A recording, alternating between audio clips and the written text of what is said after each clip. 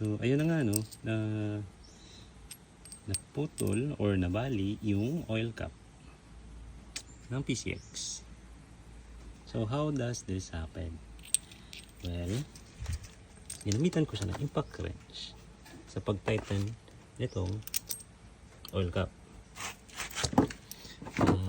Kasi nga, mabilis yung trabaho. Then, eventually, sa lakas ng torque, ay nabali siya. Now, yun. Ito siya, itong piece na to, naiwan dito.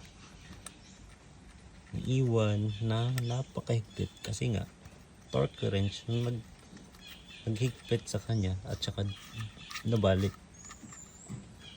Yun. The question is, paano siya tanggalin?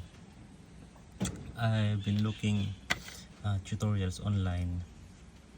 Yung iba gumagamit ng flathead screwdriver tsaka martilyo. Pinupukpok nila yung mga edges hanggang sa mabalik at eventually matanggal nila to.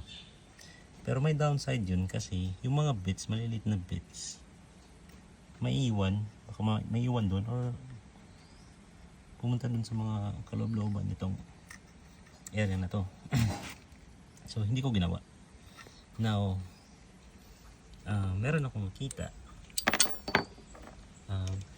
Fortunately, meron akong Flyman na torque wrench. Gamit ko din sa pang torque nitong CVT. Ironic, no? So, itong free ng Flyman na number 17, kikita nyo meron siyang mga groove eh. I'm not sure if similar lang to lahat sa mga ibang wrenches. Pero ito yung ginamit ko.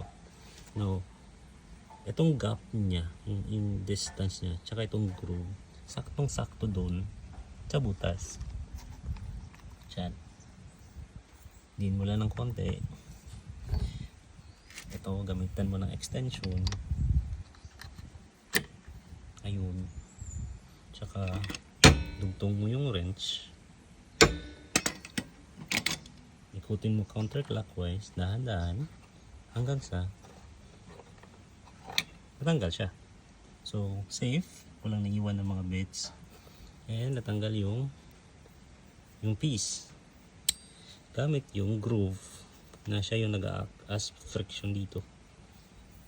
Ito sa piece. Tanggal siya. So, bibili na akong bago nito.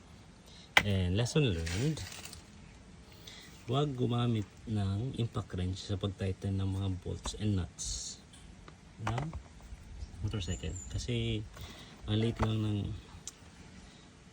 breaking point noon eh, mga pesa ng mga nuts ito at saka oil cap.